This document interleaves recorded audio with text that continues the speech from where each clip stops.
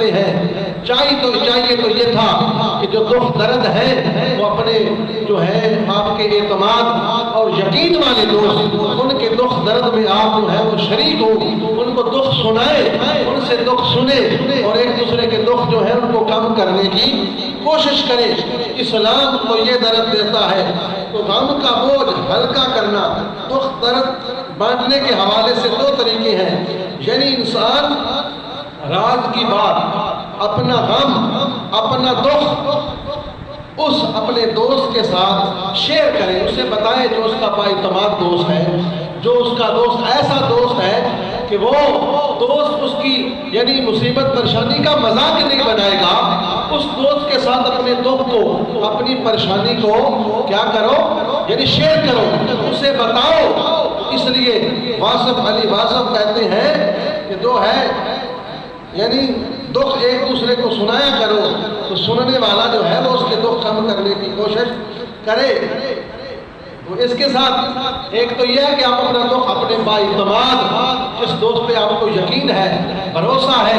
اس کے ساتھ اپنے دکھ کو شیئر کریں، اسے بتائیں، اور جو سن رہا ہے وہ اس کا دکھ جو ہے بانٹنے کی کوشش کرے، اس کا دکھ ختم کرنے کی کوشش کرے۔ اور دوسرا جو ہے حضور نے فرمایا کہ وہ اس طرح کرے کہ وہ دکھ جو ہے اپنے رب کے سامنے رکھے۔ کسی کو دکھ کوئی پہنچے، کوئی مصیبت آ جائے، کوئی پریشانی آ جائے تو وہ اپنے اللہ کے سامنے اپنے دکھ کو رکھے۔ اللہ کریم دکھوں کو سنتا ہے، ہر پکارنے والے کی آواز سنتا ہے۔ تو افسوس تو یہ ہے آج ہم جو ہے وہ دکھ کچھ لوگ شیئر ہی نہیں کرتے، اگر کوئی شیئر کر دے تو ہم جو ہے اس کا مذاق بنانا شروع کر دیتے ہیں۔ تو یورپی باپ اور بیٹے کی ایک کہاوت مشہور ہے، ایک باپ تھا ایک بیٹا یورپی، تو باپ جو ہے وہ دن کو بھی مزدوری کرتا، رات کو بھی، اپنے نہ گھر والوں کو ٹائم دیتا، نہ اپنی بیوی کو، نہ بچوں کو۔ تو ایک دن اس کا بیٹا جو ہے وہ کہنے لگا کہ ابا جان